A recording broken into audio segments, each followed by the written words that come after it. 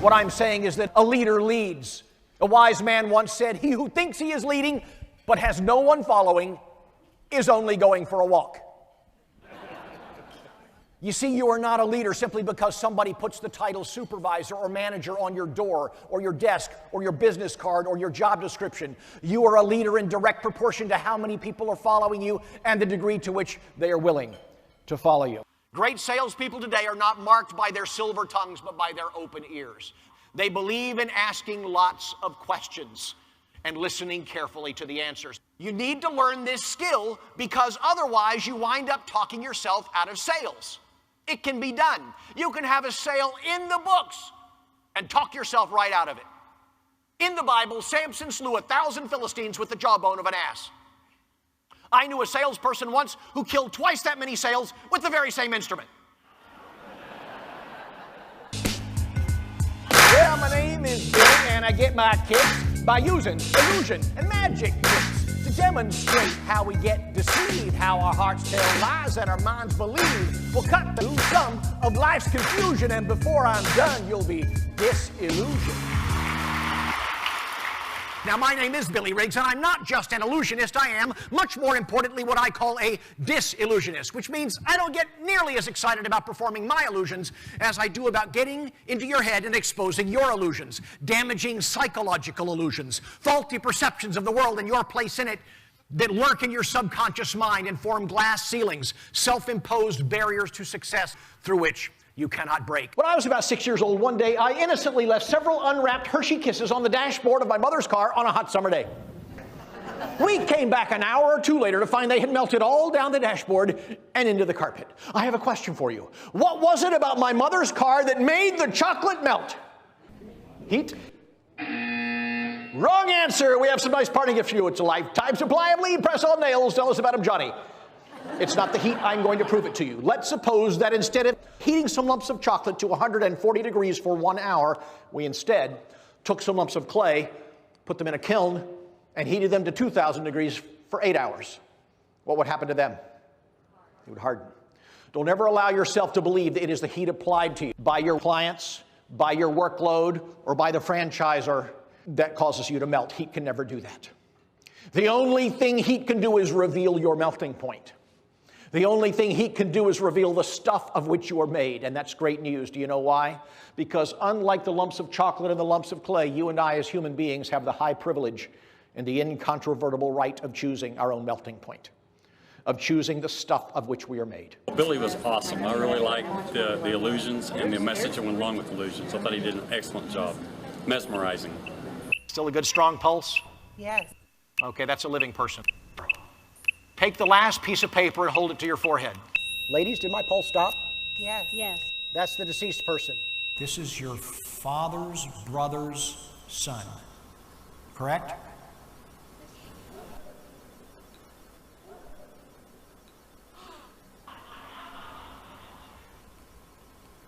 Ma'am, can you read that? SS? Are those your cousin's initials? Yes. Your cousin's name was Sean Skelly, am I right? Yes. Thank you very much. Give these people a big hand as they all go back to their seats. It was super funny and motivational and brought up really good points, so it was really good. What you just saw is a trick. It creates the impression that my mind can change the world around me, even to the point of altering the molecular structure of metal itself. Up here, that's an illusion. But where you sit, the principle is ultimate reality, because the thoughts, the grand illusions, if you will, that you've harbored in your mind since you were a small child have already created for you a quality of life, a level of income, a degree of success, a measure of happiness that will never be improved or changed much until you identify your illusions, expose them to the light of reality, and eliminate them. Let me tell you what I think may be the grandest illusion of life. It is this, that my success in life is largely determined by factors that are beyond my control. This is the grand illusion that compares your life to a train sitting on railroad tracks, and God or fate or karma or some set of circumstances forced on you against your wishes has laid out for you a set of railroad tracks, and you are helpless to do anything but follow them to a predetermined end. It's fatalism. It's victimization. And it is an illusion. Because you and I hold right now in the palm of our hands, in equal measure, the single greatest purely human power in this universe. And that is the power to face any circumstance with a fabulous attitude. And one of the most wonderful serendipities of this life is that even though at a poker table a royal flush always beats a pair of threes, in life it's not always that way. In life, a pair of threes played with enthusiasm and motivation and excitement and determination will often beat a royal flush played without those things. Who are your internal customers? One another. I would like to share with you what I call Riggs' law of customer service. It is this: external service eventually rises or falls to the level of internal service.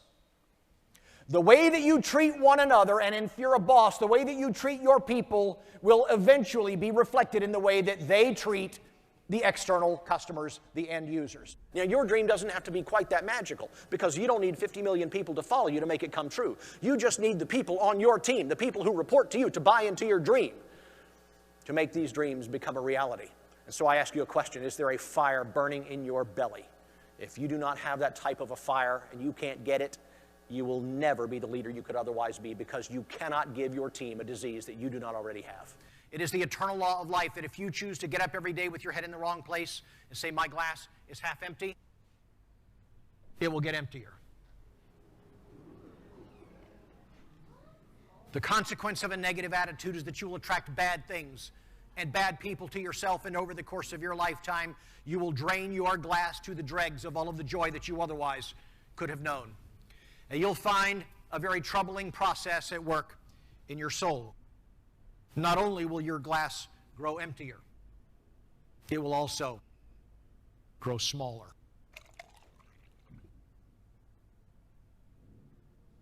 By virtue of a fabulous attitude, you'll attract good things and good people to yourself, and over the course of your lifetime, fill your glass to overflowing with all of the joy that life can contain. Okay, last time. This is your brain. See that, have that commercial in South Dakota. This is your brain on a bad attitude. And this is your brain on a good one. He will tell you the truth, and he will entertain you beyond your imagination. The letter you are thinking of, is it not a Q? That's what I said, it is not a Q.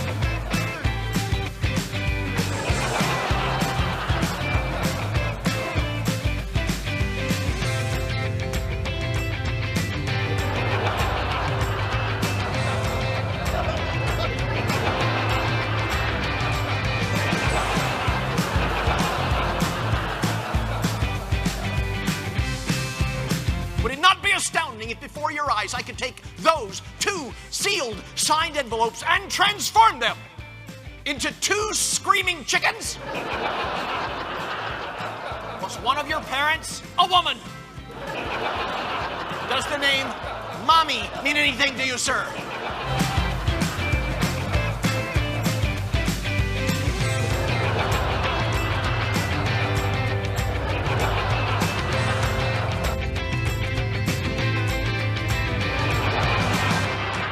Sir, please toss me that book, if you will.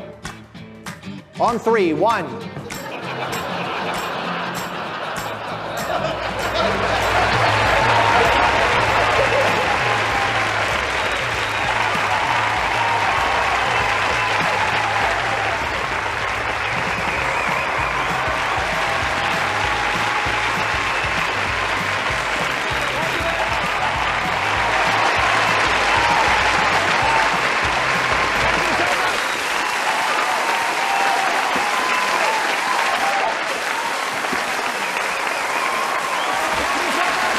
Seven, 8, 9.